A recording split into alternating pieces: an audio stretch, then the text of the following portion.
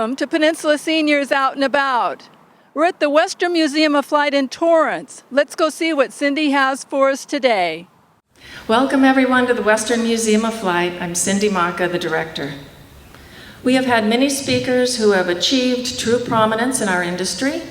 That declaration certainly applies to today's speaker.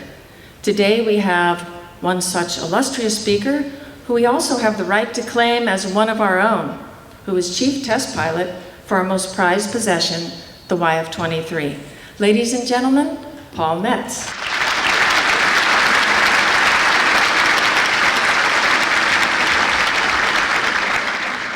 It is good to be here today, and it's always a pleasure to see old friends, colleagues that I admire greatly, and spend a few minutes with you.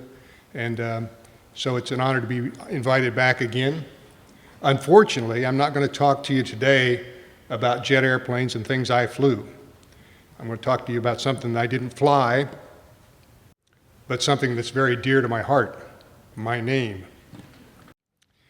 I was 41 years old when I asked my father if he would help me explain my name to me. And that led to a 2-year exploration of how I got my name. It's based around a B-24, which was a heavy bomber in World War II. It was the most produced bomber in the world. It will probably remain the most produced bomber of all times. It was produced in greater numbers than the B-17 Flying Fortress, which most people know. In San Diego, there were over 6,700 B-24s built. They were built in 5 plants. The plants were all located well inside the boundaries of the United States. And the fear at that time was that we would be attacked by Japan or Germany or both, and our industrial might had to be concentrated deep within the United States. This is a piece of metal and steel and rubber. It is a thing. What I want to talk to you today is not about the thing, but about the people behind this airplane. Beyond the air crews that flew them, the largest portion of our population ever was involved in building these airplanes and other equipments of war. Most famous, of course, is Rosie the Riveter, but in fact, older people or young men who did not have the physical capability to become a soldier also labored 24/7 to put these airplanes together, a real people effort. The airplanes themselves were decorated, so they took on a persona of their air crews. Now, most belligerents of World War II had art on their airplanes of some form or another, but leave it to the Americans. We went overboard with art. You'll see cartoon characters. You'll see the girl next door. You'll see the girl you wanted to be next door to. You see wives and girlfriends decorating the airplanes, and sometimes it was taken to great extremes. The dragon and its tail sadly met the smelter after the war, but it was the most elaborate artwork that was probably on any of the airplanes. But it made the airplane less or more than a piece of steel and an inanimate object. It became something that the air crews could attach themselves to. And of course, the air crews are the other part of the people person. There's two parts to this part of the airplane. That's the actual operation of it. Air crews operate under extremely difficult conditions, extreme cold, and in the open. Particularly the waist gunners were standing in the open at 25,000 feet, minus 30 to minus 40 degrees Fahrenheit temperatures. So extreme difficulty there, but the folks on the ground didn't have it a whole lot better because they maintained the airplanes most of the time outside, in rain, in snow, in very inclement weather conditions. And these airplanes were extremely intensive for maintenance. So it's all about the people, and that's what I want to talk to you about today. So, on the left is Alfred C. Folk. He was an Army Air Force pilot, flew B-24s. On the right is Alfred P. Metz. Now, the P is for Paul, and I go by Paul. You see that I had a love affair with airplanes from the start. I'm about a year and a half old. Notice how gently I caressed the horizontal stabilizer of this B-24. Mom tells me that didn't last much beyond this photo opportunity right here. But I am Paul, and I go by Paul, and I never thought much about it. You don't as a kid. You are who your parents call you. But Alfred Folk was killed, and he was my father's best friend. And looking back on it, I think that probably the problem was that if I had been Alfred, it was too soon after Alfred's death to hear, Alfred, come in for supper. Alfred, get out of the mud. Alfred, it's time for your bath. Alfred, Alfred, Alfred would not have been tolerable. And so I had my middle name taken, and that's how I was referred to, and that's how I refer to myself today. And I never thought about it as a kid. You don't think about the names you carry through your life. But when I was 41 years old, I asked my dad to tell me about my namesake. Who was this person and what happened? So this is what my father told me at the time. He said he flew B-24 bombers, that's a medium bomber, said they were rammed by a German fighter and everybody was killed. And Dad had this single picture that you see here. You see Alfred Folk on the left. He is about 5'7". My father was 6'4". My father was tall for his generation. Alfred Folk was a bit short for his generation. But they were the best of friends. All through high school, they played softball together, double dated together, a very strong friendship. So it was a loss to my father as well as his family when he was killed during the war. After 2 years of searching, we found out the only thing true about this slide was the picture. Everything else was false. And that's the journey I want to take you on today, as to how we figured that out and what did we figure out about the events leading to Alfred C. Folk's death. It is amazing, still to this day, that you can go into official records and you can find extreme amounts of detail about one airplane out of thousands of airplanes that were lost and 50,000 air crews lost. You can still find extreme detail. So today, I can tell you the serial numbers of each one of the engines on that airplane, the serial numbers of the machine guns, and many other details, all from official records. So when I got with Dad, I said, here's the things I want to do. I want to find out what happened to Alfred Folk on the last mission, and I wanted to build a model of his airplane, which just happened to be a hobby of mine. Now, here's a warning to you. From here on out, I'm going to be showing you a number of official documents. You cannot read them here. I don't expect you to read them. I only put them up there to show you that what I'm saying is based on historically accurate documents, a great number of them. So we started off with what I showed you on that one slide. It was a B-26, they were rammed by a German fighter, everybody was killed on board, and we had that picture. That's all we had to start with. So I asked Dad if we could find more, and he called up Alfred Folk's sister, who was still alive, and asked her if she had anything on Alfred Folk. And she did. She had this piece of paper that you see on the left-hand side, and it's called Individual Flight Record Student. It isn't. It's an individual flight record of a combat pilot. But you can see in the crash of war, you don't have all the paperwork that you need. You grab something that's close enough, and somebody had something that said student, that's close enough, here we go. This happens to be for February of 1944. It has the entries of Alfred Folk's flights for that month. And the last entry says B-24J, missing in action, 22nd of February, 1944. So we now know when it happened.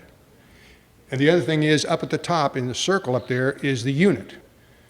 He was with the 47th Bomb Wing, the 376th Bomb Group, and the 513th Bomb Squadron. And that was the key to opening up the rest of the search. At that time, we lived in Springfield, Ohio, and we went down to the Air Force Museum, and they let us roam the libraries, and we dug around to see if we could find anything related to any of these units. And we did find something, a little booklet, pamphlet, called the Liberando's Intelligencer. And although it didn't have anything in there of direct value, it gave us some more leads to the story.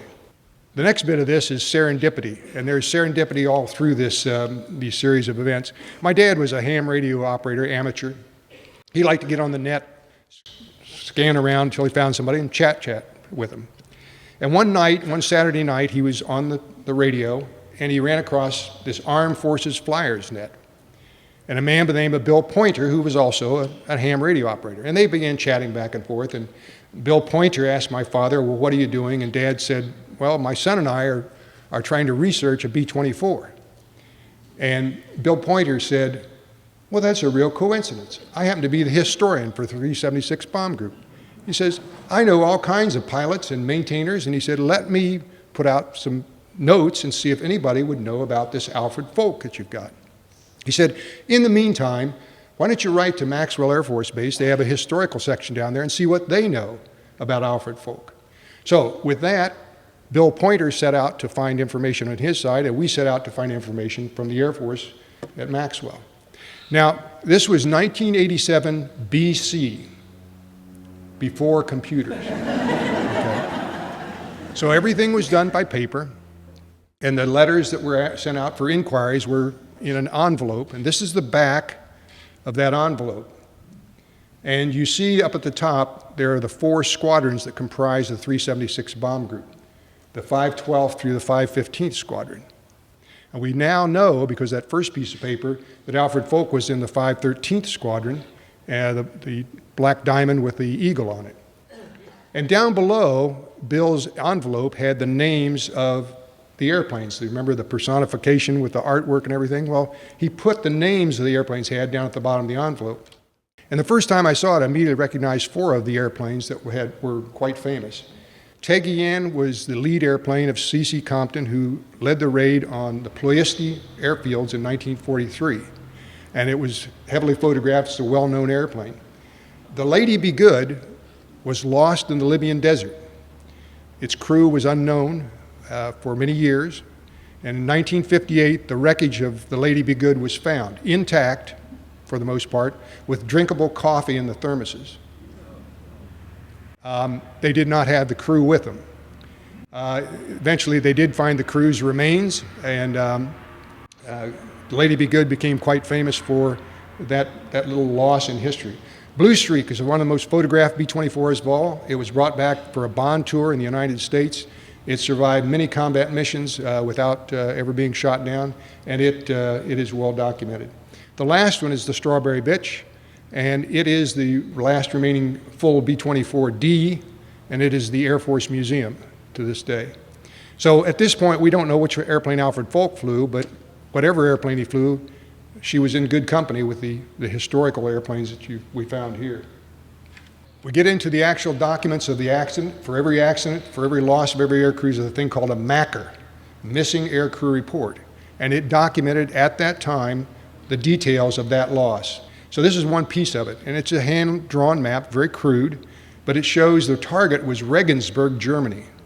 Now this mission is taking place during what's called Big Week, the 20th through the 26th of February 1944. We marshaled all of the air power of the Allies, the Americans, the Brits, and we went against just the Air Force, the Luftwaffe, to try to destroy it or maim it so that we could now penetrate into Berlin and drop bombs right into the heart of Nazi Germany. 1 week, 1,000 airplane raids against the target. So the event we're talking about occurred on the 22nd in the midst of Big Week. Regensburg was a Messerschmitt manufacturing facility, so that's what they were going after. It also has an X marks the spot where the airplane that Alfred Folk was flying was last seen, penetrating down through the clouds. Every air crew has an air crew casualty report. This is the one for Alfred Folk. It doesn't have much on it because nobody was there to write about it. But it says a couple of things that are interesting. He was in the cockpit, obviously. He did not have a parachute on. If you ever have a chance to sit in a B-24, you'll see why. It's extremely cramped, and you can't wear a chest chute in there and fly the airplane. So he didn't have a parachute on, and there was no interphone communications with him. The bottom lists some of the previous missions, and you see very famous places like the Anzio beachhead in Sicily, and Boulogne and Rome and other targets, and the last one being Regensburg. This is one of the most important documents in the whole talk from a documentary point of view. There were 3 eyewitnesses to what happened. This is the most detailed one, and it's written by a Staff Sergeant John Maciejewicz. We'll remember that name because it's going to pop up in a very special way in just a bit. But John Maciejewicz is a right waist gunner on a B-24, and he's flying in formation with an airplane that he identifies as KO-Katy 2. He writes that in a report. They're at 20,000 feet. KO-Katy's at 500 feet above them at 20,500 feet. They're in a very tight formation. They're under attack by German fighters. And Sergeant Macheyevich sees another airplane in formation. They've just come off target, and the airplane drifts across on top of KO-Katy, and the propeller blades of ship 99 slices through KO-Katy as it goes over. Slices through it right through the waist window, the right waist window. And Sergeant Macheyevich records this and then says the airplane explodes. He sees one body fall out of the airplane, a parachute opens. He sees two bodies fall out that appear not to have parachutes on. And he said, I was distracted because we were under attack, and I saw the airplanes disappear below me and went back to my guns. Sergeant John Macheyevich. This document tells you all the details that you need to know. All those serial numbers for machine guns and engines are listed here. But most importantly, all 10 aircrew members are listed here and their status. And 2 of the aircrew members are POWs. POWs. So although Macheyevich thought everybody was killed from what he saw, in fact, 2 people got out of the wreckage of the airplane. And I'll tell you about that in a minute. We know from this that where the loss occurred, and we have the other recognition of the other 2 eyewitnesses whose reports I'm not going to include here. So there's the back of the envelope. In blue, there's KO-Katy. She was there all the time. We just didn't know it. Interestingly enough, if KO-Katy could have looked over her shoulder while she was rolling off the line in San Diego, 3 airplanes behind her was the Strawberry Bitch. So they were close in time, at one time there. Okay, this is KO-Katy. That is not Alfred Folk. That is not his crew. This is a crew of Isaac Ashburn. Now, Isaac Ashburn and crew were sent out for rest and relaxation, R&R, to the Isle of Capri. So they were going to go on a little vacation there, and that's very common in the combat area, to get your mind off of combat and relax. So KO-Katy was available for somebody to fly, and Alfred Folks and his crew were assigned that day, the 22nd of February, 44, to KO-Katy. So these guys are all on the Isle of Capri except for one individual. A Staff Sergeant John Macheyevich decided to stay behind and get a counter so he could go home early. And John Macheyevich was assigned his waist gun position. He was a waist gunner. He was assigned to an airplane right beside KO-Katy in formation. He is the man that wrote about seeing his airplane, that on any other day he would have been in it, watched it being cut right in two, right where he would have stood had he been there. And you wonder if in that brief instant, if it flies through his mind that I'm dead, or I would have been dead had I been there, and that poor devil didn't get out. There was a surprise for John Macheyevich later. So anyway, that's KO-Katy. This is partially Alfred Folk's crew. When this picture surfaced, it caused quite a stir because this was a top secret airplane at the time. And the reason was this is early 1942.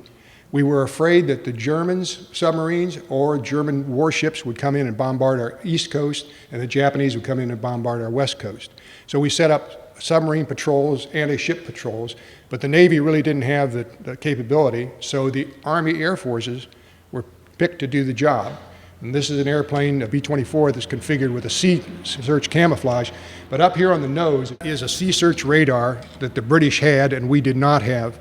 So it allowed you to see things like the snorkel of a submarine from long distances, which you could not do with the naked eye. So it was classified. We didn't want the enemy to know about it. But in any event, on the left-hand side of the picture in gold is a portion of Alfred Folk's crew. The other men on the right side are the radar operators. They did not go to combat, and so Alfred Folk had to round out the crew. And he did. This is Alfred Folk and his crew. This is not KO-Katy.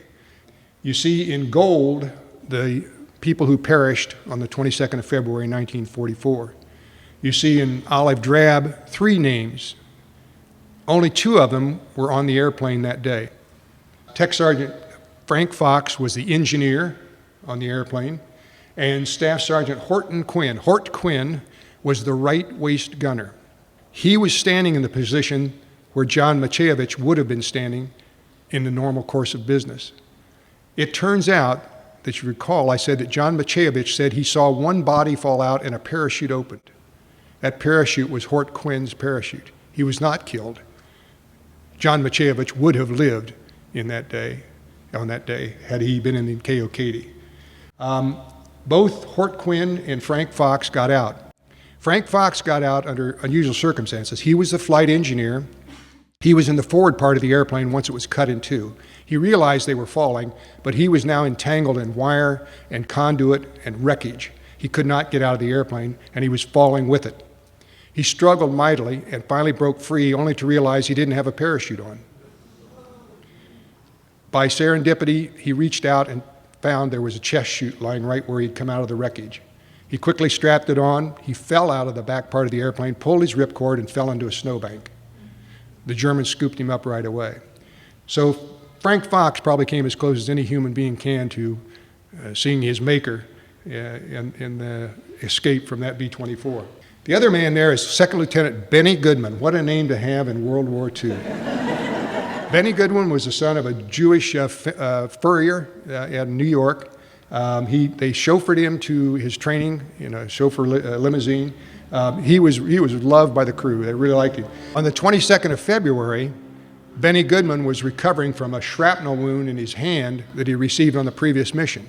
So they replaced Benny Goodman, who was the bombardier, with a replacement bombardier. He did not go on the mission. He obviously survived and survived the war. I was fortunate enough before their passing to correspond with both Frank Fox and Horton Quinn, and they gave me many reminiscences of knowing both Alfred Folk and some of their adventures prior to and after getting to the Libyan desert, which is where they started the war, and going up to Italy, which is where they finished the war. Big week, again, was 7 days in February, and the airplanes in the red are, of course, the 8th Air Force coming out of England, and the 15th Air Force coming out of Italy. There were a number of large B-24 bases down there on the Boot and east side of Italy.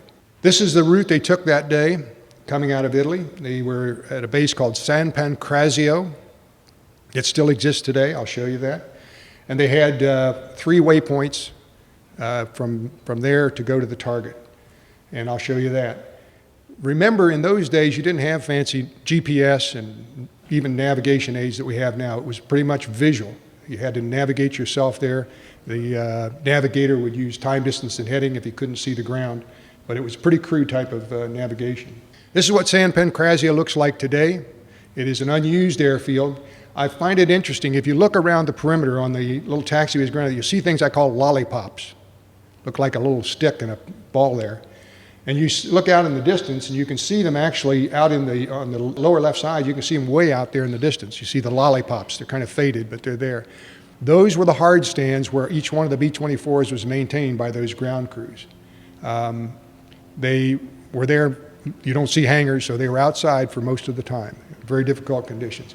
But can you imagine 4 engines on each one of those airplanes cranking up, 40 airplanes trundling out to that one runway to go off to formate and go to the target area? It must have been quite an event to see that go on.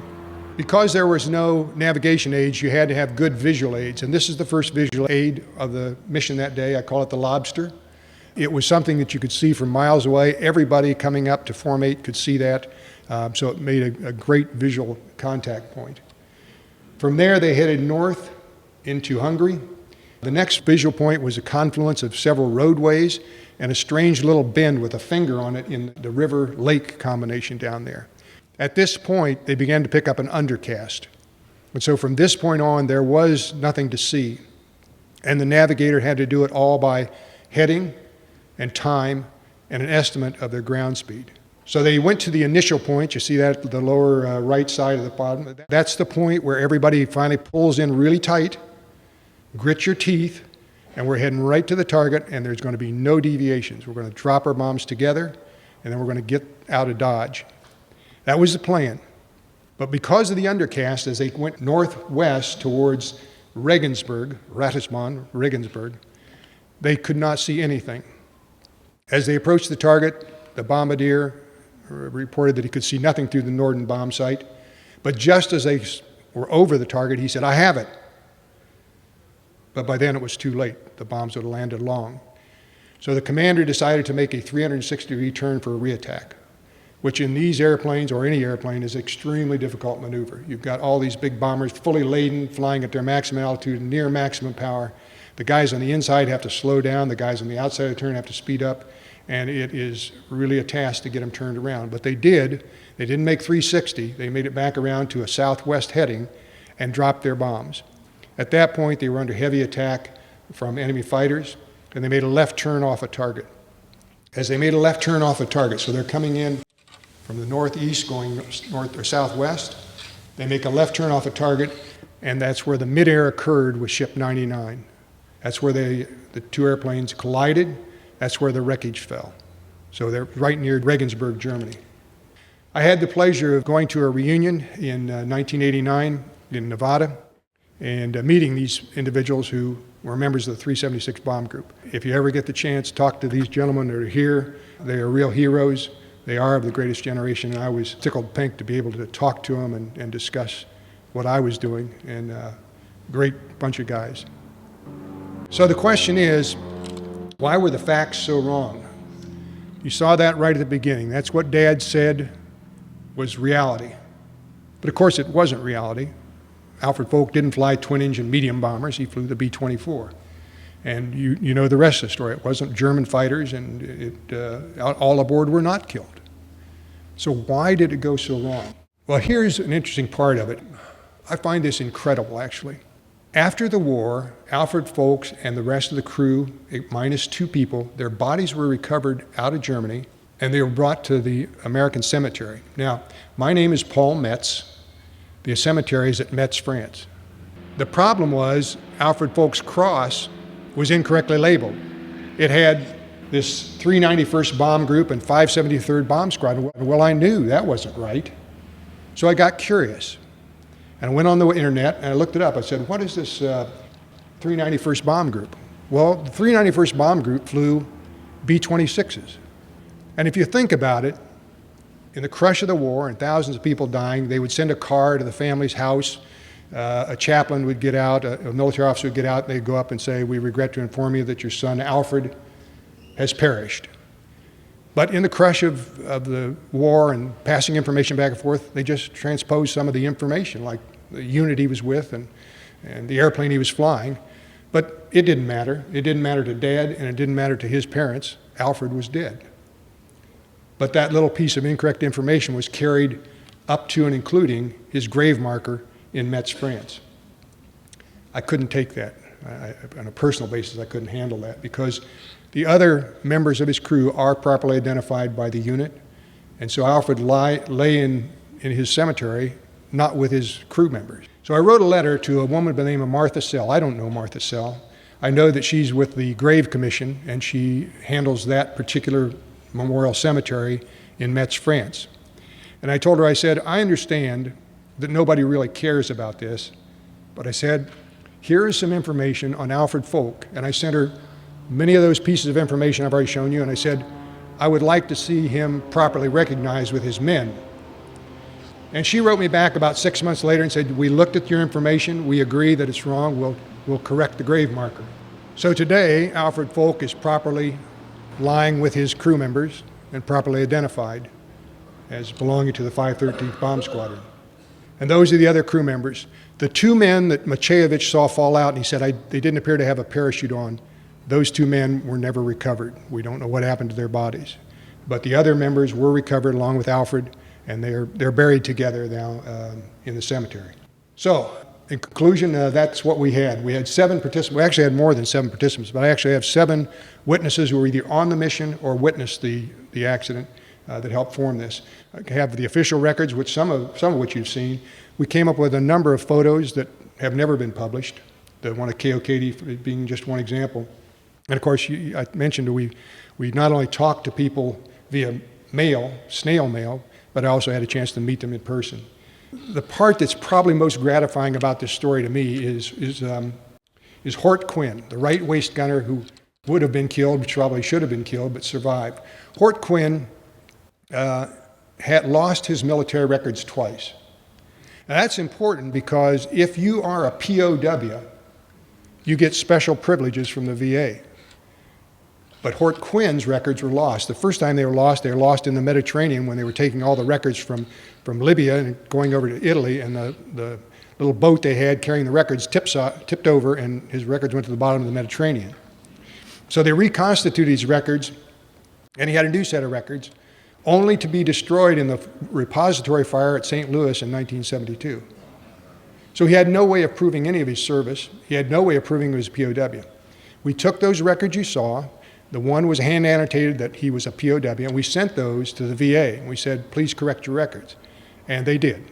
And before he passed away, he got the treatment he so richly deserved. So that's the story. And I have continued the search even to this day. We've been able to put together a remarkable number of bits of information, including we've recreated the actual formation with the actual airplanes identified in the formation. So we know where Ship 99 was at in relation to KO-Katy, and we can now see how the collision occurred in the turn coming off target. So it's been a longer search than I expected, but it's been a very personally gratifying search. So with that, I'll open up for questions if you have any.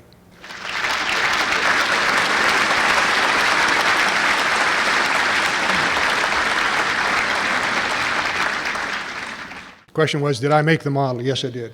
Dad passed away in 2000 of Alzheimer's, but at that time he was doing well. And it's interesting because, like many people of his generation, he didn't want to talk about it. And so initially he was reticent. But I think he found relief in doing that, to see up close and personal his best friend and what had happened to him. Was any of the wreckage ever located? I have seen no records to that effect, and I believe they had to because Alfred was still in the airplane and they recovered his body. So I would think yes, but I have nothing to prove that. Will I publish what I have in a book? I've toyed with the idea. In fact, I've started a book on it, and I may wind up actually doing that. I hate for this stuff to be lost. You know, every day the day we're sitting here, these memories are being lost as the veterans pass away. And there are stories like I've just told you. There are thousands of these kinds of stories that are never be told. So I have this information. I have to figure out now whether the Air Force Museum or someplace will keep it for posterity so it's not lost again. The question is, Ship 99 was the one that cut KO-Katy in two. Ship 99 exploded and all crew members were lost. I also have that accident report for Ship 99, but they all were killed in that airplane. Okay, origin of KO-Katy. Well, a common phrase in World War II was, she's a knockout. And Katy, Catherine, was Isaac Ashburn's wife. So if the crew member that I mentioned, that when you saw the picture of the crew for KO-Katy, Isaac Ashburn was the commander, the pilot. Catherine was his wife's name. She was a knockout, KO-Katy. Now the interesting thing, this is a little sidelight, when Macheyevich writes his report, John Macheyevich is the right waist gunner that looks out and he watches his airplane KO-Katy be cut in two. When Macheyevich writes his report, he clearly says KO-Katy 2. Well, it turns out that the 376 bomb group never had crew members put, this is the first one we got shot down in, and this is the second one we got shot down in, and this is the third one we got shot down. They never put a Roman numeral behind their names. It was only after we corresponded with members of the crew, the original crew, did we find out that the first KO-Katy was taken from the factory, which was common practice, by the crew, and they headed out and immediately had engine problems. Turned back around and came down and landed. The people there said, we can't fix this quick, take that one over there. They quickly put on KO-Katy, but amongst the crew it was KO-Katy 2 because it was the second one they had. Okay. I took some liberty, some artistic liberty, so on the model it says KO-Katy 2 in remembrance of John Macheyevich, who let us in on that little secret. Yeah, the question is, there were two KO-Katys, the first one they returned, and that is the serial number of the airplane they took into combat. I have no idea what happened to the first KO-Katy. They probably painted out the number, the name, and let somebody else rename it. Thank you.